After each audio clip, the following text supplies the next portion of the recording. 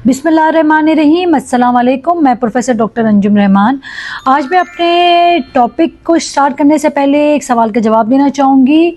जो एक पेशेंट ने मुझसे पूछा है कि मेरे 3 महीने हो रहे हैं और मेरा शुगर बहुत ज़्यादा बढ़ा हुआ है और मैं एक डायबिटिक की पेशेंट हूँ, तो मुझे क्या इसका इलाज करना है। मैं मेडिसिन यूज़ कर रही हूँ मगर मेरी शुगर कंट्रोल नहीं हो रही।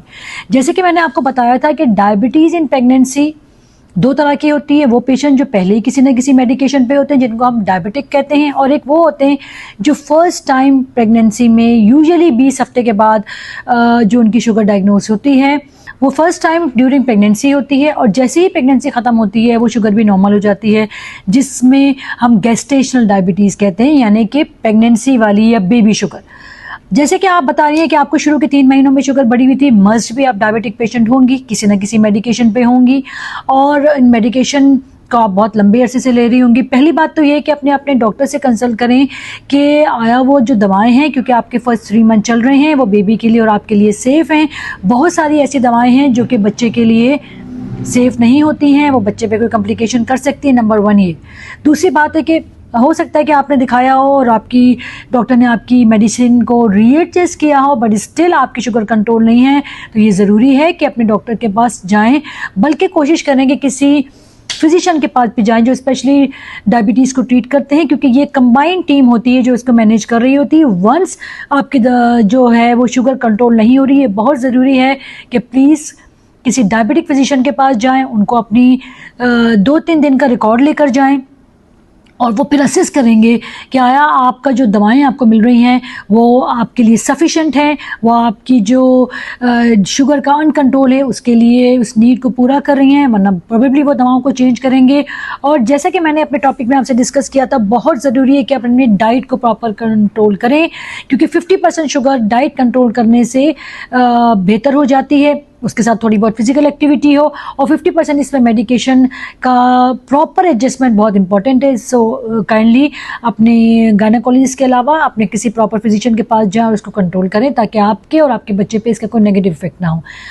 आज हम आपसे डिस्कस करेंगे कि जी बहुत सारी ख़वातीन बड़ी कंसर्न होती हैं कि डॉक्टर साहिबा मेरी स्किन बड़ी ख़राब हो रही है और इसके साथ हो सकता है कोई हार्मोनल इम्बैलेंस हो।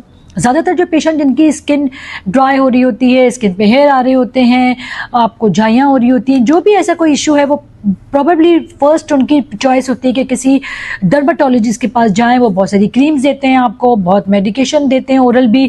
देखें, कोई भी आपकी डिजीज़ है, कोई भी आपकी बॉडी में पहले के मुकाबले में चेंज आ रहा है, तो बहुत ज़्यादा रीज़न होता है कि कोई उसकी इंपॉर्टेंट इटियोलॉजी होती है। कुछ इडियोपैथिक होते हैं जिनकी कोई इटियोलॉजी नहीं होती। फ़र्ज़ करें कि जी आपको बहुत ज़्यादा झाइयाँ पड़ रही हैं, आपकी फेमिलियल है, आपकी फैमिली में है, या आपका धूप का एक्सपोजर बहुत ज़्यादा है, पर यूजुअली इसमें कोई ना कोई रीज़न होता है।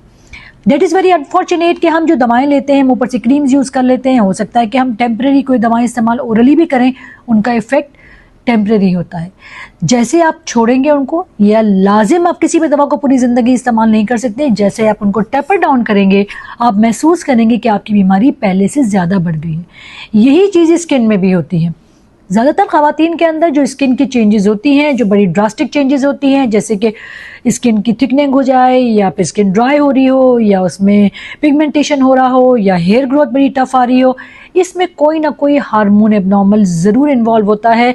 और जब तक उस हार्मोन को फाइंड आउट नहीं करेंगे, जब तक उसका ट्रीटमेंट नहीं करेंगे, आपका ये मसला हल नहीं होगा। तो नंबर 1 तो ये है कि जब आपको ऐसी कोई चेंजेस आए, बेशक आप डर्माटोलॉजिस्ट के पास भी जाएं, मगर उसके साथ एक गायनेकोलॉजिस्ट के पास भी जाएं। वो कुछ प्रॉपर टेस्ट करेंगे और हो सकता है कि कोई ऐसा रीज़न आ जाए कि उसकी ट्रीटमेंट हम करें और आपका ये मसला परमानेंट हल हो जाए, क्योंकि एक्सटर्नल जो दवाएं लगाएंगी वो परमानेंट आपके मसले को हल नहीं करेंगी। और हो सकता है कि इसके साथ कुछ आपको मेंस्ट्रुअल प्रॉब्लम हो, कोई गायनेकोलॉजिकल प्रॉब्लम हो, और अगर नहीं भी हो तो ये बहुत ज़रूरी है कि आप इसकी प्रॉपर इन्वेस्टिगेशन करवाएं। जैसे कि मैंने आपको बताया कि मोर देन 90% कोई ना कोई हार्मोनल इम्बैलेंस होता है जो आपकी इस चीज़ को डिस्टर्ब कर रहा होता है। इवन स्ट्रेस भी आपके हार्मोन को डिस्टर्ब करता है, बल्कि बहुत हद तक इवन जो स्ट्रेस है वो आपकी कॉर्टिसोल लेवल को बढ़ाता है, उसके साथ जितने हार्मोन है वो सब डिस्टर्ब हो जाते हैं। सो ओवरऑल आपकी फेस पे, आपके बालों पे, आपकी इवन जो रिप्रोडक्टिव लाइफ है या आपके मेंस्ट्रुअल प्रॉब्लम है, इस पे इसका बड़ा ग्रॉस इफेक्ट होता है। सो इम्पॉर्टेंट बात यह है कि जो भी सिम्टम हो, जो भी आपको अलामात हो, जो भी आपको बीमारी है, उसके लिए प्रॉपर डॉक्टर के पास जाएं। सिर्फ शॉर्ट टर्म ट्रीटमेंट ना लें, कोशिश करें कि आपका परमानेंट इलाज हो ताकि आगे जाके आप किसी कॉम्प्लिकेशन पे एंड अप ना हो। इसी के साथ मैं आपसे इजाज़त चाहूँगी। Thank you very much. Pakistan जिंदाबाद।